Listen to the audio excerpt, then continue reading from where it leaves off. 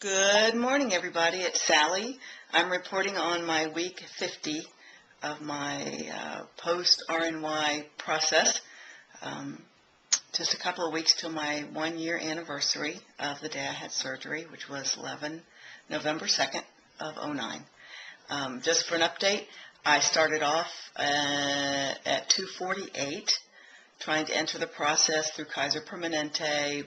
I had to lose a certain amount of weight before they'd approve me for the surgery. So by the time January of January of '09 swung around and I had lost the required 13 pounds or whatever. But by the time I had surgery, I was 225-ish. And that was my home scale. They didn't weigh me the day of surgery at the hospital. Between then and now, as of this week, I won't say this morning because I tried to eat a lot yesterday to see if I could affect my weight loss.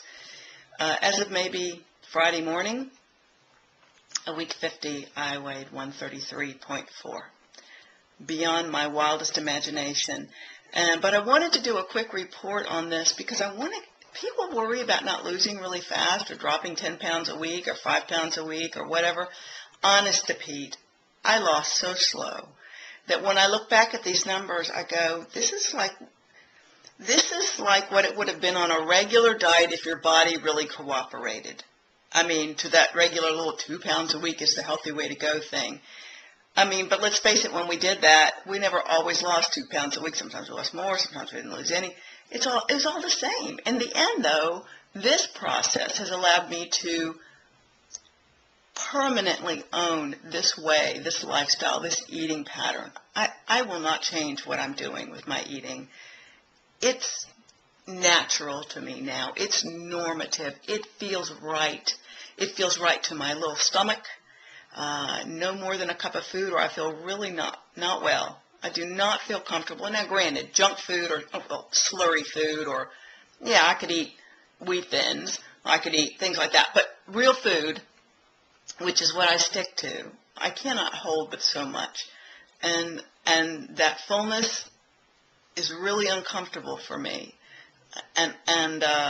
So I'm not going to have a hard time keeping this up. I'm not worried about my future. I feel really confident. I really know this is who I am. There's no backsliding for me right this minute here because I feel like all these years, I mean, it's the holy grail I've been searching for all my life. From that little fat girl in the 3rd grade up, I wanted to know who I was. And it's really a crying shame to say that losing this weight allowed me to find out who I really was and to really love myself, because I should have been able to love myself without losing the weight. And I tried. I had inner healing. I had prayer. I did meditation. I cried out. I looked for love. I had unconditional love given to me. I still couldn't love myself. But you know what? I do now. I really do. And why should being thin make me feel so empowered? I don't know. All I know is it's true. And, you know, I don't want people to say, well, she doesn't really know what she's talking about because she's not that far out yet. But I'll be damned if I'm going back. I'll be damned.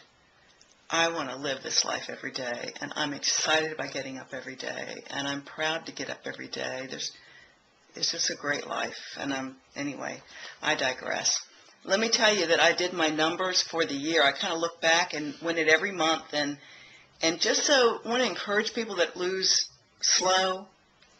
I did very slow. That first 2 months, I can't even find my December calendar, my November, December, but from 11/2 at 225, by the end of December, I had only lost 17 pounds. That's 2 months. I lost about 9 pounds a month or less in 2 months.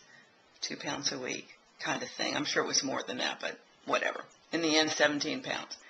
In January, I lost 7 pounds. I went 198 to 191. February, I lost 10 pounds. March, I lost 9. April, I lost 11. Yes, that was about when I started hoofing up that exercise big time in March. Remember, March and April, that was my big exercise period. May, 7. June, 3. See, June, I kind of hit the old, I went on vacation, I put some weight on, I took some weight off, so it kind of much stayed the same. So 3 pounds for June. This July, 6 pounds, but it brought me down to 145. August, 4 pounds. I'd lost 4 pounds. So by the end of August, I was 141. In September, I lost 3 pounds, and I was 138. And in October, by this date, I have lost 5 pounds, and I am 133.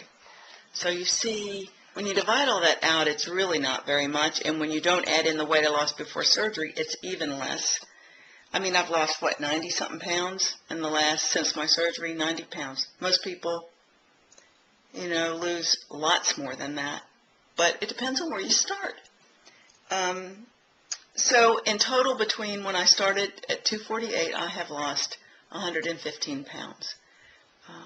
20 pounds of that before surgery, pretty much. So that's where I'm at. I walk the dog every day.